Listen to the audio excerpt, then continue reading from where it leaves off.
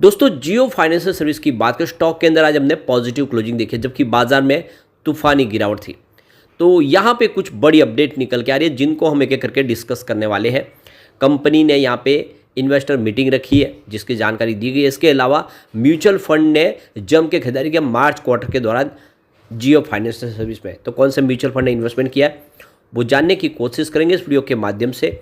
और क्वार्टर 4 की कैसी संभावना रह सकती है, क्योंकि डेट हमारे सामने आ चुकी है, जल्दी हमारे सामने क्वार्टर 4 का रिजल्ट भी होगा। और बड़े फंड हाउस का क्या रुझान है स्टॉक को लेकर। वैसे तो आप देख ही सकते हो कि जियो फाइनेंशियल सर्विस काफ़ी अच्छा प्रदर्शन करा है। पिछले दिनों इसने लोगों को अच्छा रिटर्न भी दिया है, लेकिन अभी इसने उतनी दौड़ नहीं लगाई जितनी हम इसमें अपेक्षा करते हैं। तो क्या इस लेवल पे खरीदारी करनी चाहिए, जानने की कोशिश करेंगे इस वीडियो के माध्यम से। लेकिन फ्रेंड, उससे पहले अगर आप पहली बार हमारे चैनल पे आए तो चैनल को सब्सक्राइब कर दीजिए, एक बेल आइकॉन दबा दीजिए ताकि जब भी नया वीडियो बने पहला नोटिफिकेशन आपको मिले। वीडियो पसंद आए तो लाइक शेयर जरूर कीजिए। चलो फ्रेंड्स, वीडियो स्टार्ट करते हैं। मैं हूँ आपका दोस्त SB दवे और हमारे अपने चैनल ऑनलाइन कमाई में आपका बहुत बहुत स्वागत है। तो सबसे पहले अगर हम BSE सेंसेक्स की बात करें तो आज 74,244 के स्तर पे क्लोजिंग दी है, जहाँ पे 793 पॉइंट की गिरावट थी, यानी 1.06% गिरा BSE सेंसेक्स।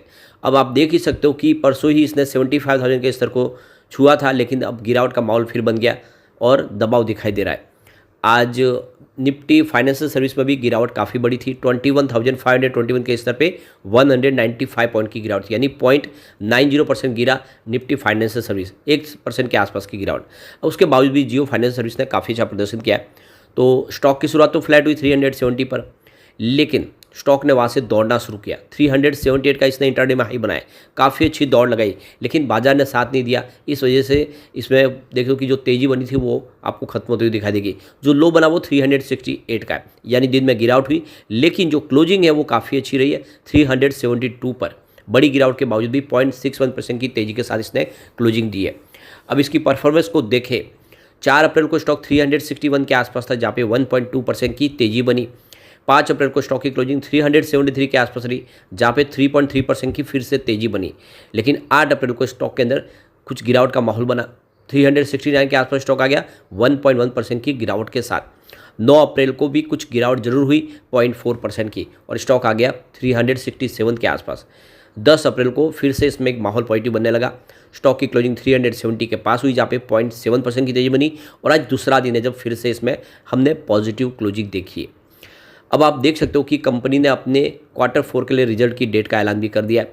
19/4/2024 को कंपनी अपना क्वार्टर 4 का रिजल्ट डिक्लेयर करेगी, और इसी को लेकर भी यहाँ पे एक्सचेंज को जो लेटेस्ट जानकारी दी गई है कि अपने एनालिस्टों के लिए इन्होंने मीटिंग रखी है। तो फाइनेंशियल रिजल्ट को डिस्कस करने के लिए कंपनी ने, आप देख लो कि 19 अप्रैल 2024 को शाम को 7 बजे यहाँ पे मीटिंग रखी है।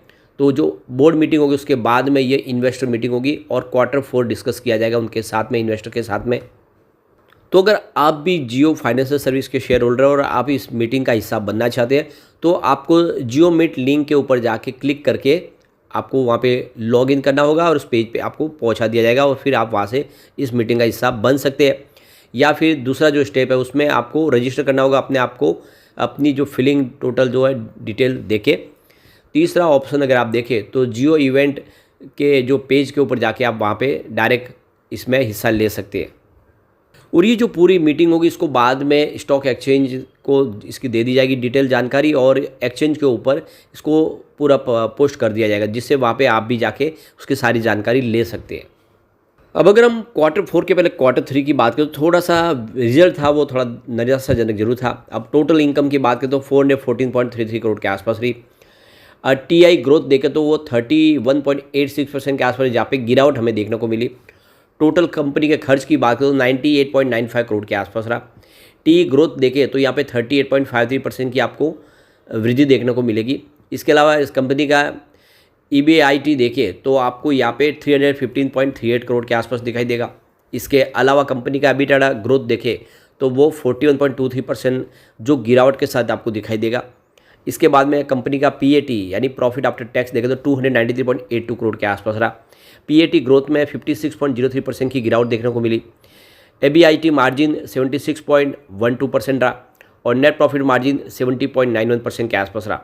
और देख लो कि बेसिक EPS इसका 0.46 रुपीज़ के आसपास रहा। कुल मिला के रिजल्ट इस पिछली बार थोड़ा दबाव में था, इस बार रिजल्ट बेहतर रहने की पूरी उम्मीद है। इसके अलावा यहाँ पे जियो फाइनेंशियल सर्विस ने एक्सचेंज को एक और नोटिस जारी करके जानकारी दी है कि उन्होंने केफिन टेक्नोलॉजी लिमिटेड को अपने शेयर ट्रांसफ़र एजेंट के तौर पे अपॉइंट किया है, जो उनके फिजिकल और डीमेट अकाउंट में जो शेयर है उसकी सारी जिम्मेदारी लेंगे और उनके पास वो सारी जवाबदारी रहेगी।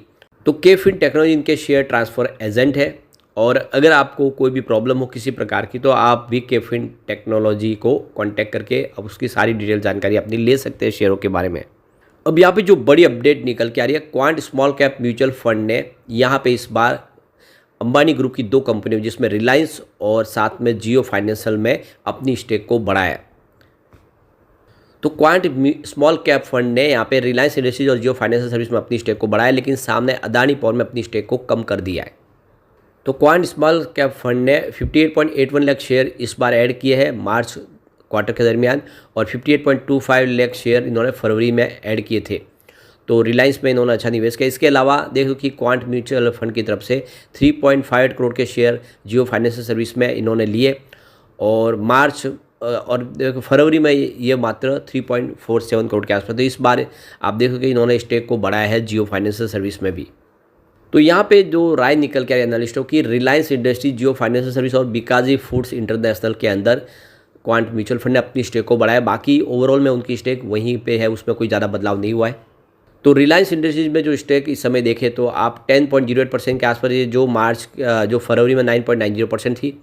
और जियो फाइनेंशियल सर्विस की बात करें जो स्टेक है वो 7.30% के आसपास है, जो पिछली फरवरी में 6.27% के आसपास थी। तो यहाँ पे बिल्कुल स्टेक आपको बढ़ती हुई दिखाई देगी। अब चलते हैं कुछ बड़ी डील की तरफ। आज जो बड़ी डील हुई है वो क्या इशारा करी, तो सुबह 9:55 पर 373 की प्राइस से 1,55,000 शेयरों की एक खरीदारी हुई। उसके बाद 9:55 पर यानी उसी समय 374 की प्राइस से 2,19,000 शेयरों की बिकवाली हुई। तो उसके बाद 9:58 पर 374 की प्राइस से 1,39,000 शेयरों की एक खरीदारी हुई।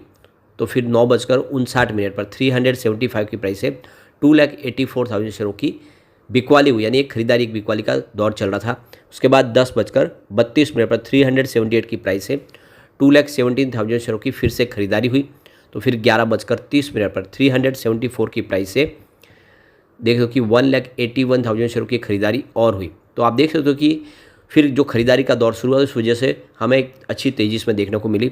और वैसे भी देखें तो अब Q4 बेहतर रहने की पूरी उम्मीद है। कंपनी ने अपने कारोबार को शुरू किया है, आने वाले समय ये मार्केट लीडर बनने की कोशिश कर सकते हैं और ऐसे में इसकी प्राइस बढ़ सकती है। तो लॉन्ग टर्म इन्वेस्टर के लिए ये बहुत अच्छी अपॉर्चुनिटी है कि डीप में आप खरीदारी करें। आने वाले समय जियो फाइनेंशियल सर्विस आपको ज़बरदस्त रिटर्न दे सकता है। लेकिन फ्रेंड, कोई भी इन्वेस्टमेंट करने से पहले अपने फाइनेंशियल एडवाइजर से बड़े ले ले या अपना खुद का रिसर्च करें, क्योंकि मैंने वीडियो आपके एजुकेशनल पर्पज़ के लिए ही बनाया। वीडियो पसंद आए तो लाइक से जरूर कीजिए और चैनल को सब्सक्राइब कर दीजिए। Thank you friend.